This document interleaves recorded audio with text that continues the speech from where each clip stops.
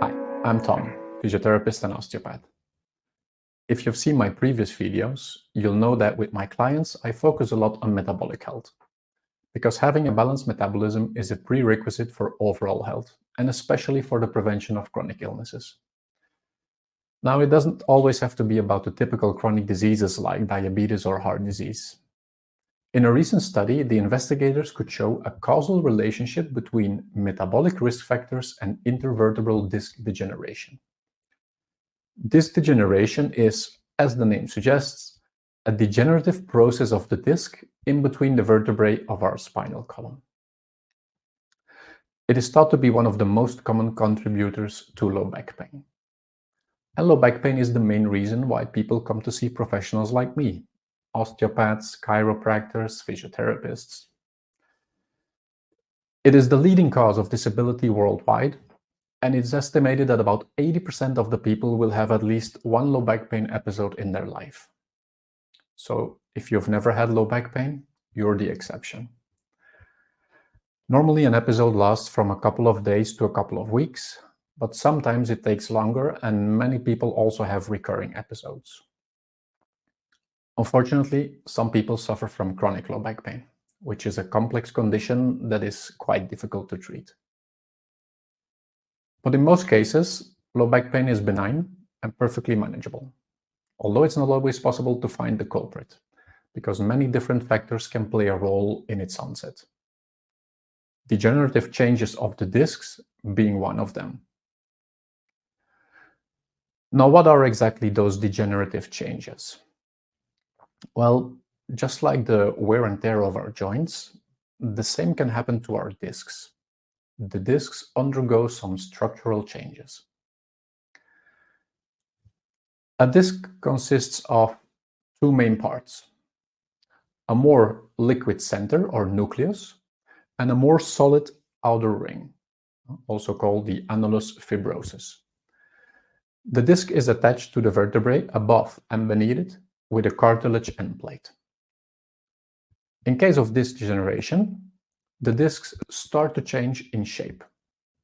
They can lose height because of dehydration, and they can start to bulge, what eventually can lead to a disc herniation. The formation of small tears in the outer ring that can reach deep into the disc is also very typical. Now, I don't want to go too much into detail, but basically the degenerative changes of the disc make it more prone to inflammatory processes, and this then causes pain. Now, traditionally, especially in professions like mine, we thought that mechanical factors like posture or heavy lifting were the main culprits of disc damage.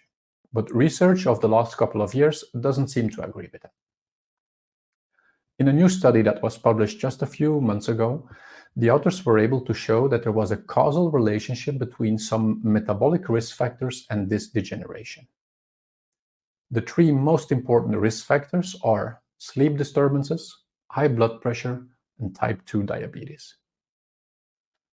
On a second level, increased blood triglycerides or blood fats, increased fasting glucose levels, and increased HbA1c, which is your average blood glucose level over the past 2 to 3 months.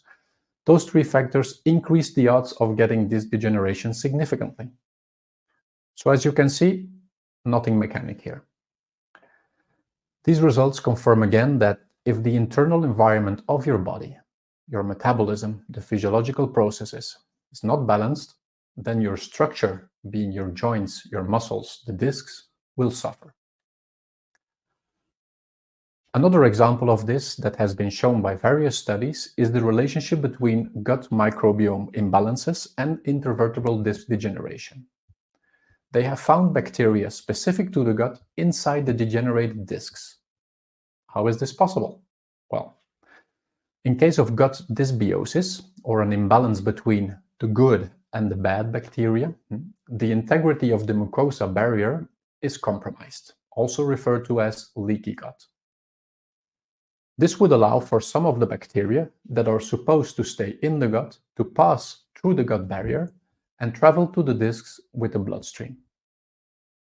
Once they are settled in the discs, They contribute to the degenerative and inflammatory processes. This explains why some people with low back pain respond well to antibiotics, because the bacteria are responsible for the disc inflammation. Now, the good thing is that all these risk factors, high blood pressure, diabetes type 2, sleep disturbances, high blood fats, blood glucose, gut health, etc., are modifiable and therefore preventable.